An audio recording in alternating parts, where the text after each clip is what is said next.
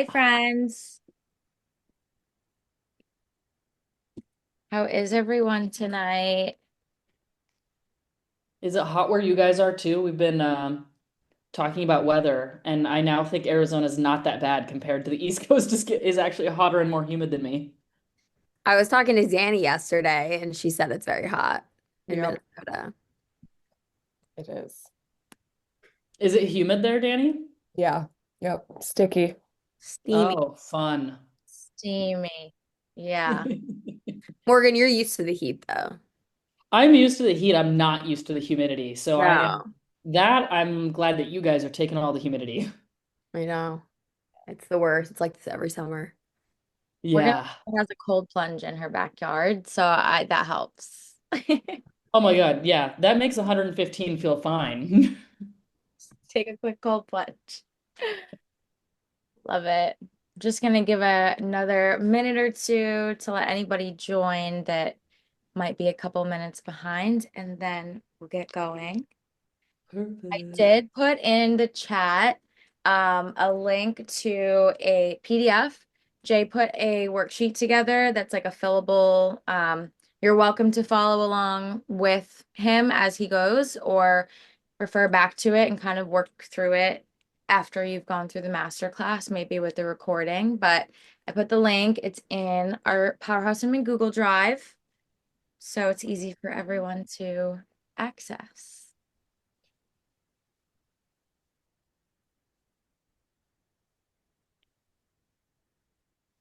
Yeah, whether you're an agent or a business owner, small business, or running a team, that worksheet will kind of help you follow along and hopefully have something that you take away as well from this. Perfect. Okay, it's 7:05, so I think we can get started and the recording will go out. So if anybody joins late, they'll get that and be able to catch themselves up to speed. Thank you guys all for being here for our Powerhouse Society free monthly masterclass series. We do these every month. We really try to curate a broad range of topics that can help you, whether you're in real estate, you're in your own business, you work for a business, but just, we're always thinking of you guys and how we can help you level up. So today we have a really special guest to me and to Powerhouse, my fiance and business partner, Jay Lamb, who is a business operations engineer. So he thinks about these things like in a completely different way than anyone I've ever spoken to about them. And he's also the COO of our real estate team, House of Giavanna, here in Greater Boston. And he has prepared a really awesome 40-minute workshop for you guys with a fillable worksheet to help you like really audit your business and get yourself on the ground running and on the right track to build and scale. So thanks for being here, my darling. I'm going to let you take it from here. Of course, of course. Powerhouse Women, thank you guys so much for having me and everyone on the call. Appreciate you making the time to be here. And if you have any questions or don't understand something on the worksheet at any point, feel free to just shoot a message in the chat or raise your hand, and Giovanna will let us know that we can address it. So for this masterclass, I really want to give you guys just a high level overview of operational methodologies and how you can apply them, whether you're a real estate agent, a hairstylist, working at a corporate company in a certain division. All of these things we'll talk about today can be applied to any field. So first, we'll just go into the basics here. And these are common operational methodologies you might have heard before in terms. So the first one is streamline workflows. So these are eliminating bottlenecks, and these allow you to facilitate a seamless operation. And a common example of this is Starbucks. In the early 2010s, they were kind of a small coffee shop.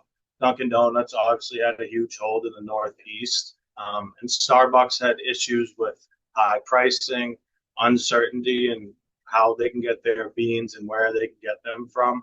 So they invested in essentially buying their supply chain. So they went to one person for procurement. and went to a big company and bought them out. So they own their own supply chain. So in that case, they own their own workflow, and they were able to streamline their supply and procurement specifically for Starbucks. And so as we move through this worksheet, right now we're kind of just on the operational roadmap. Fill in your business name, the date, your industry, and we'll get to the where are you now as I wrap up this slide. And as you can see, it'll kind of mirror the worksheet as we progress through here. And next on automated processes. So this you see in a variety of different fields. A big one is in software. Amazon's really the leader here. So they automated their warehouse operations in a similar fashion to Starbucks just buying their supply chain. Amazon didn't want to deal with having to supply their warehouses, stock them, having people on 24/7 to do that. So they just purchased a robotics company called Kiwi. And what they did was use Kiwi's robots for stocking their orders and being the middleman between the factory and then getting them into the delivery truck.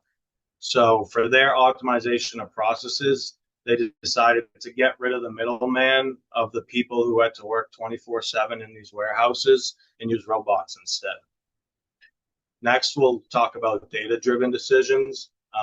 Netflix is a big pioneer in this because, as most of you know, I'm not sure the age range here, but Netflix used to be just a pure DVD service. So you would pick the DVDs you want online, and they would just mail them to you like physically in a form. So that's how, like back in the day, we would get all of our DVDs and have a great selection after Blockbuster kind of crashed. So they were a pioneer there, but they really were leading with data-driven decision making because once they developed that video viewing platform, they started to build data. Hold on, I think we got a few chats here. Yeah, it's kind of crazy that Netflix was a legit DVD service before. It's insane. But so they use data from their viewing platform and surveys to essentially build House of Cards, which was their first self-made show on Netflix, the first one that they created themselves and was a Netflix original.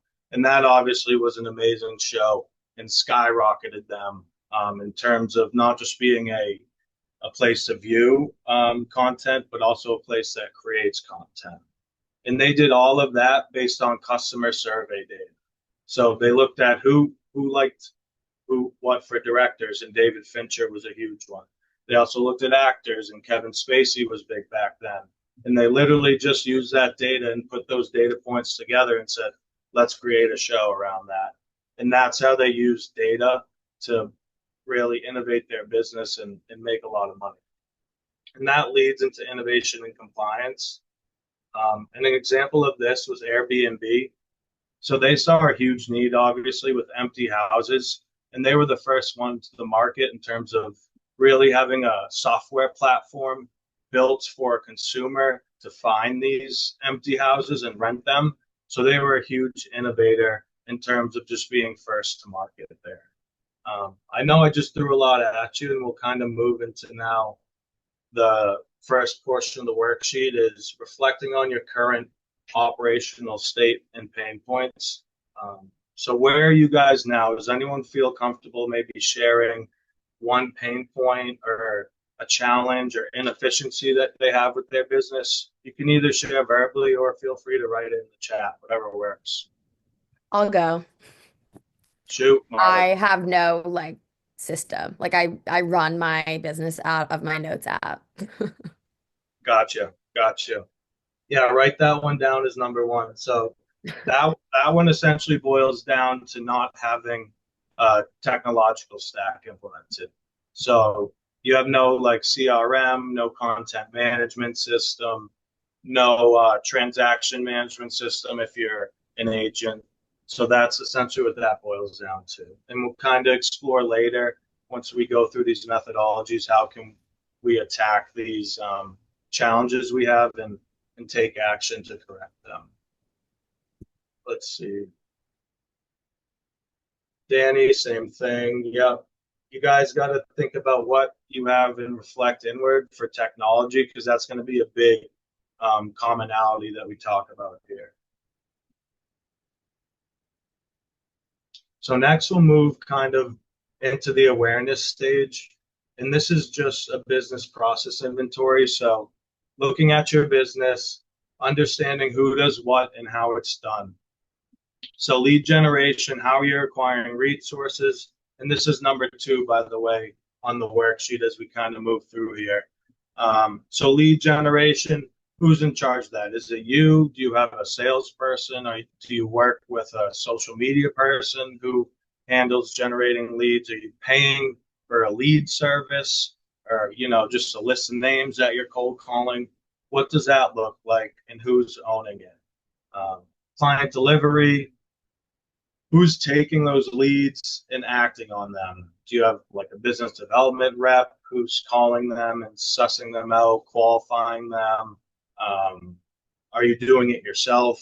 People, a lot of these, if you're a small business, the owner is just going to be me. You know, it's going to be you yourself, or some type of software service that is managing it. We'll move down this list and onto sales and onboarding. So who is actually managing the transaction if you're a real estate agent? If you're a hairdresser, who's cutting the hair? Who's actually delivering the finished service or goods that you're providing? Along the same vein, marketing and sales, who's promoting it? How are you promoting it? And how are you looking to generate future business revenue? Again, admin and finance, who and how. So as you kind of fill through this worksheet, you'll just try to develop a better understanding and awareness of how your business is operating. And we'll move next into the operational funnel of maturity. And this is a standard they teach in operations engineering. And so I kind of think of it like the reverse food pyramid. The bigger the group, the more companies are likely to be in that group. So when you talk about reactive companies, this is companies that don't have SOPs flushed out. If they get a client text, it's usually a oh shit moment. They don't know where the data is. They can't find the email. They don't know what, they don't have a standardized procedure. They're in firefighting mode. A big one here that occurred was Equifax in 2017. They had a huge data breach, and they essentially didn't disclose it for weeks, because they had no procedures, because they had no data security in place. So they had no procedures to actually address when a data breach occurred. So they sat on their hands and thumbs for, I think it was like 2 weeks, while, you know, millions of customers' passwords were out there. And then they finally decided to tell the public, oh yeah, by the way, this happened. That obviously wasn't a good look. They lost a lot of clients. They lost a lot of trust and money. And that's because they didn't have procedures in place to address that even occurring. So that was a very reactive company in how they kind of took that situation on.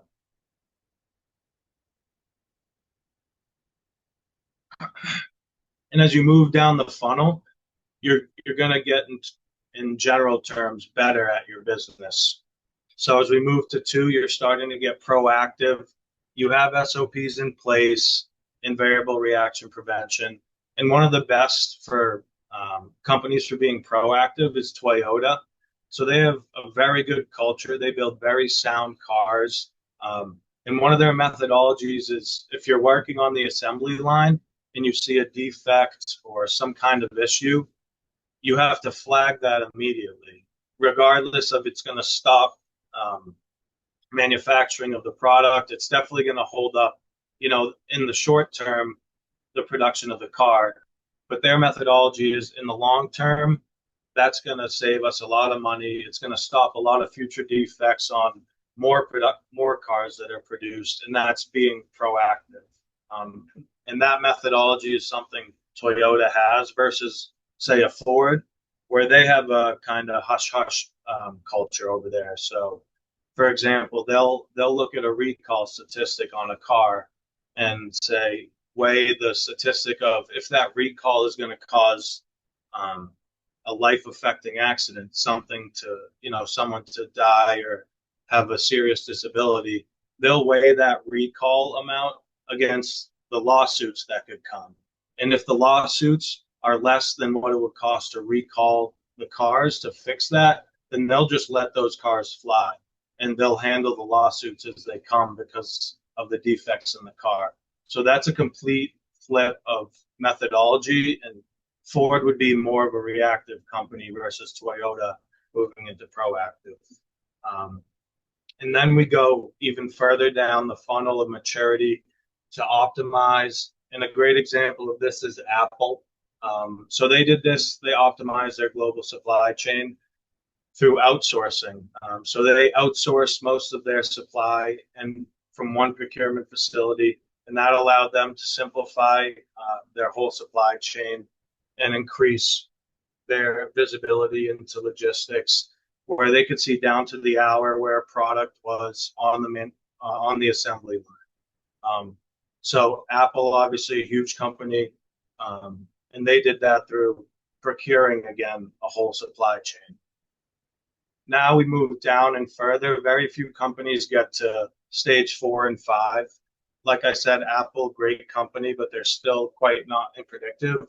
Target actually is a great company. They're in the predictive stage along with like an Amazon. So as you use Amazon and Target, for example, they'll start to understand your behaviors, what you like to search, what you click on, what ads you view, how long you're viewing them. And they will start to use that data to predict when you're going to need toilet paper again, when you're going to need toilet paper, if you might like a product that's kind of tangentially related to what you've been looking at. They'll take that data on your customer profile and start to serve you ads or start to serve you deals or these big, Prime Day deals that you see. They're all predictive based off your past behaviors. So that obviously helps Amazon get new sales, continue to get their customer in the life cycle, and increases growth.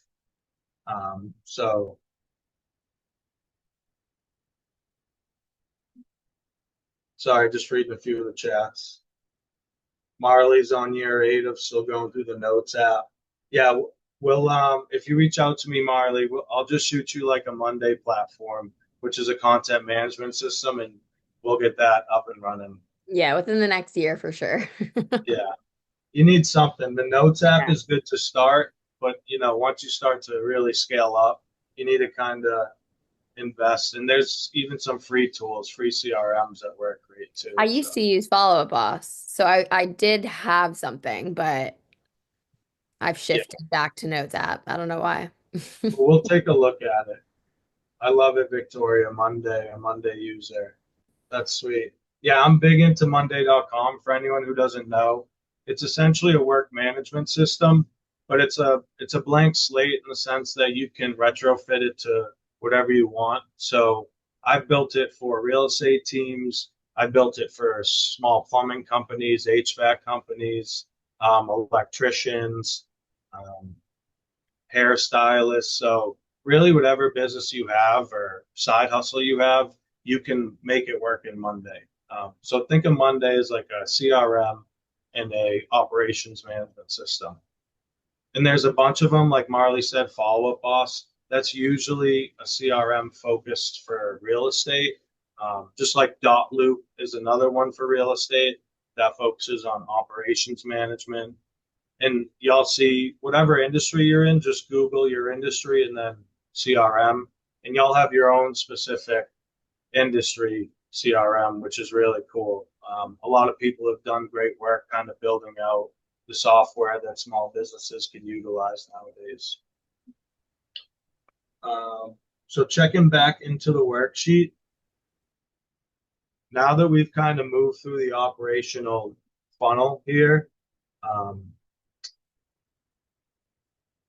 down below, y'all see which of these best describes your current stage. So this is for you, just self-reflect based on everything we just talked about and went through.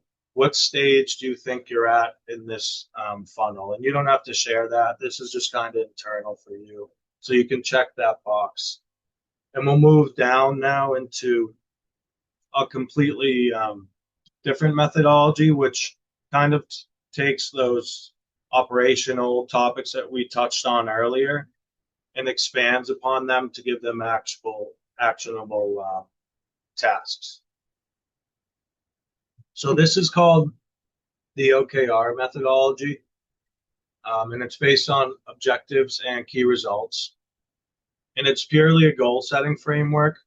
So the idea with these goals is that they're measurable and they can be tracked. So that's the main two things. So as you look at your worksheet now, you'll at stage 3 or section 3, you see a few examples down there. So most people want to build better client onboarding. That's a common objective that you can choose. Most people want more sales, obviously, or better insight. So if you want, put down your objective, or if you have a couple objectives, that works as well. But try to pick one main objective here, whether that's growing your clientele, building sales. If you're having trouble kind of thinking of one, feel free to write in the chat or talk and ask, and we can go from there. So once you have your objectives, these objectives specifically, like I said, there's no like number on them to start really. So it's increased sales, increased client onboarding experience. We'll get more into the quantitative later. And then once you have your objective, we'll move on to the key results. So how are we going to measure whether these objectives were met or whether they were, or we fell short? So time-bound outcomes that indicate progress towards the objective, quantifying the objective and providing a way to track it. So like I said, a common one is for an objective is building better client onboarding or better sales experience. So as we move through objective 1 into part 4 of the worksheet, key results and milestone, an example of a key result, a measurable key result for the objective of increasing your client onboarding experience would be reducing client onboarding time by 50%. So that's a key result that you can measure, and it will tell you whether that objective is being reached. So this whole methodology focuses on being aware of your goals, being able to measure your goals, and being able to track if you reach them. Exactly, very similar to SMART goals. It's a little more simplified and focused, but they're both great tools for operational organization. So as we move kind of into the key results, I'll go through a few examples of an OKR, just so you guys kind of, as you go through this worksheet, you can maybe write a few key results for the objective you have for number 1. So Google is a big one. They pioneered the OKR methodology in the early 90s. So they used it for all departments, and their main thing is their Google Chrome browser. So that's what they applied OKRs to. How can we make our Google Chrome browser better? And I'm a Chrome guy myself. I don't like Safari really. So Chrome or Firefox I like, and Google did a great job with Chrome. So what they wanted to do for some of their key results, measurable results to actually show the objective of Chrome being improved, they wanted to reduce page load time by 20%. So that's measurable. You can see, okay, this page loaded in 2 seconds versus 1 second. So we want to increase or decrease that time. Their other goal for Chrome, their other key result was to reduce all bugs, all critical bugs in 48 hours. So if a big error happened on Google Chrome that wasn't allowing a user to click or search something, they wanted to have that bug addressed and solved in 48 hours. So as you can see, they had these measurable key results that they could put up against the objective and check back and say, okay, Q1, our objective was to improve Chrome. These were the key results we were looking for. Did we achieve that? And that way, it's very easy to see where the business is going. And even if you don't achieve those results, you can still see you're progressing and where you need to fill in the gaps. So again, the big thing is awareness. Does anyone want to share an objective or key result? If you guys have them, you can put one in the chat or, say it out loud, whatever you feel. Or if you don't have one, or if you're having trouble developing a key result for an objective you have, let me know and I can kind of talk through that with you as well. No one has one, we'll progress.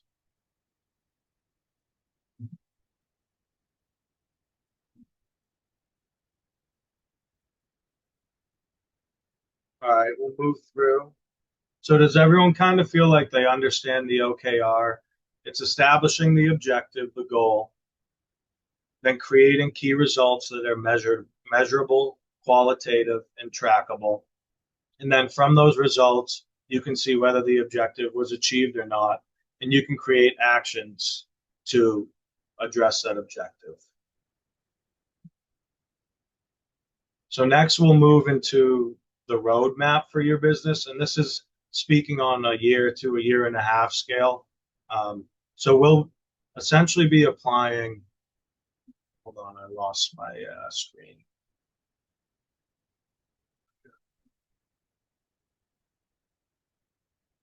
So we'll be applying a lot of the OKR methodology that we just went through to this roadmap that you can apply to your business. So as we move from stage 4 to stage 5 of the worksheet, or section 5 of the worksheet rather, this will kind of follow along with that. So quarter Q1 is your reflection period really as a business. So conducting comprehensive process mapping and analysis, understanding where you're really at, where your bottlenecks are, and essentially doing a self-audit like we're doing now, kind of from a high level of your business. An example deliverable would be having a business process map or listing all of your recurring challenges and inefficiencies out. And as you go through the worksheet, in the map and analyze stage is Q1, just from a high level, give kind of what you want to work on. So whether it's understanding your current bottlenecks or looking into a technology that might help you, what that would be. And then that'll force you to think about, okay, what tools or support do I need? And that's kind of the Q1 reflection period. And as you move through that reflection period, you'll go into Q2. So you've identified the bottlenecks, and now it's time to simplify and improve your existing workflows. So you've listed out a lot of your inefficiencies, your redundancies. Let's eliminate those based on our reflection from Q1 and start to create your standard operating procedures. So SOPs is something you might have heard me say before. All that is having a defined procedure for a business operation. So let's say you're onboarding a client to a new company, a new position, or as a new buyer or seller, if you're an agent, you have somewhere within your business system or content management or in your notes app, you have that process laid out step by step where anyone from the street could walk in and understand how you do what you do by looking at that process. What that does is it allows you to scale. So when you do get bigger and you have money to hire people and you don't want to handle onboarding anymore and sending the welcome email or the follow-up email, someone can log in. They know exactly how you would have done it. And usually they're, shooting from your email too. So it comes from you. And they're doing it exactly how you would, and you don't have to even worry about it. So that's the whole point of having those standard operating procedures. It allows you to scale, and it's also a source of truth. If something does go wrong, you can go back, see what step went wrong, why did it go wrong, and you can reiterate and improve that process.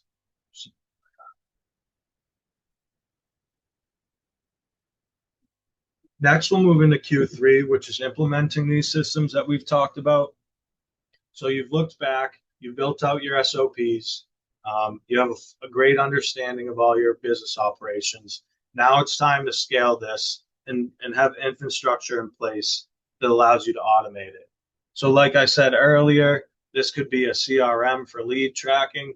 And again, whatever industry you're in, I encourage you to just Google your industry and CRM. You will see a plethora of information that essentially will just get you kickstarted. A lot of them have free trials too, so I recommend just doing the free trial and just mess around with it. Try to understand it. These things are built to give you peace of mind, usually with your customer for CRM data, and it's really a no-brainer at this point. Everyone has them, and if you don't have them, you're doing yourself a disservice.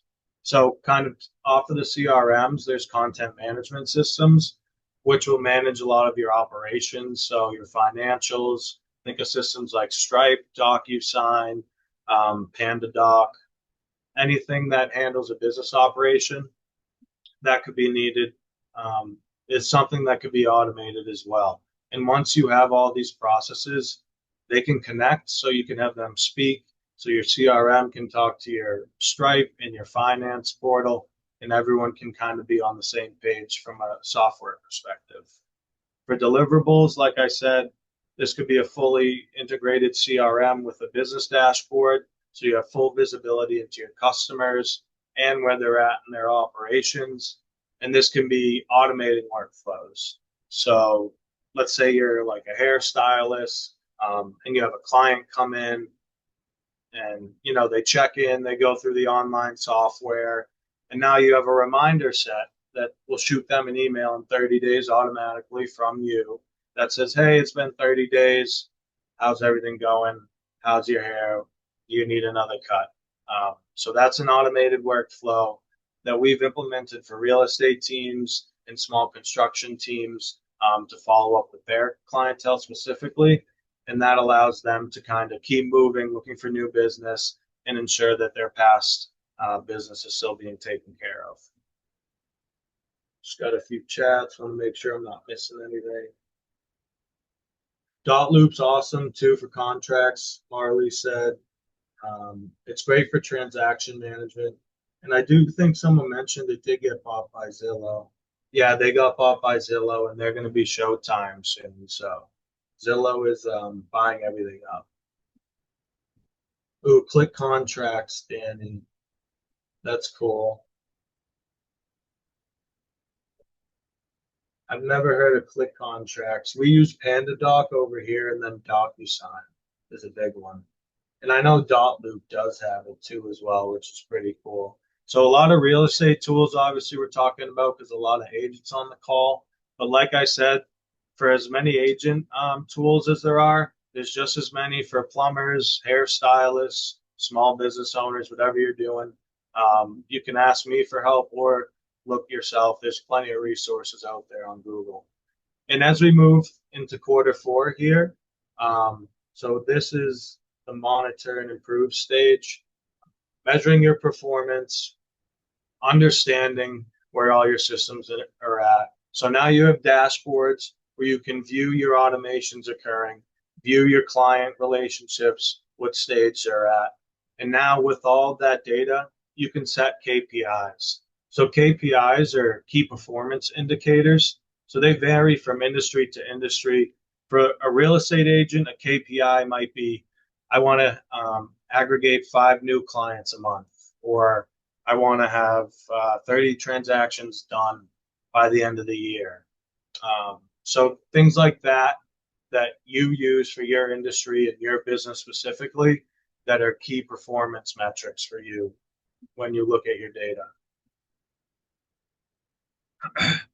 So as you monitor these KPIs and establish them, you're also going to be reviewing. So this is where you get into client feedback, and if you have employees, employee feedback, because you've done such a great job putting all your systems in place, optimizing all your workflows at this point by Q4. Now you can have more of a retrospective on the year and dig even deeper into, okay, how do my clients feel? How do my employees feel? How is this process working? Are there any redundancies still in these SOPs? You're going to find new issues too as you implement new products or new systems or new software. New challenges always arise, even though you're addressing a challenge to begin with. So there will always be chances to revisit these SOPs. And some of these deliverables can look like a KPI dashboard or action plans for improving upon what you've already done. And as we close out here, Q1 for next year, very similar to Q1 and Q4 of the previous. So you're reviewing and refining your processes based on data insights, and then ongoing. So you want to be running through kind of Q1, Q3, Q2, Q4 at a constant basis. So you always want to keep this culture going of reflecting Q1, identifying issues Q2, implementing solutions Q3, and then Q4 having that retrospective and continuous improvement and looking on the horizon. So this is really a roadmap that can apply to any business. And at this point, we're moving through stage or section 5 of the worksheet on to section 6. And this is going to be more of just awareness again of how you're going to transition when you implement these systems or when you change these SOPs. So if you have communication plans, a lot of teams use Slack, a lot of teams use text messaging, emailing. Having a clear line of communication for your team is important for translating these changes that you're going to make to your business.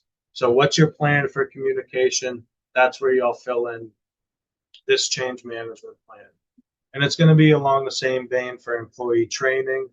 How are you going to train them? Are you going to have like mini seminars? Are you going to do one-on-ones? What's your plan? For systems and tools, what actual systems are you going to implement? Are you going to look at a CRM?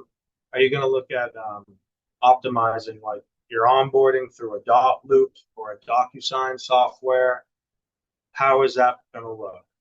And then finally, the alignment and continuous monitoring is just the regular check-ins. What are those check-ins going to look like? They have to be introspective for yourself and then retrospective to look outside as well at the team and what the team thinks. And then finally, I just want to end with this quote: simplicity is the ultimate sophistication. So again, going back to having simple SOPs, automations based on those SOPs, and then optimizing your business. All goes back to simplifying your processes. So thank you guys for listening. I appreciate, taking 40 minutes out of your day. If you need more advice or anything related to your business, feel free to reach out to me directly. You can email me, or I'll hang on the call for 5 to 10 minutes. And if anyone has any questions, they can chime in. Thank you, guys. Thank you, Jay. That was great. Sweet. I know I just yapped for a while, so No, but it was packed with info. yeah, and I hope that worksheet is nice too. I know I kind of like sped along it, but if you are unclear on a section, you can shoot me an email too, and we can kind of go from there. But does anyone have anything off the top?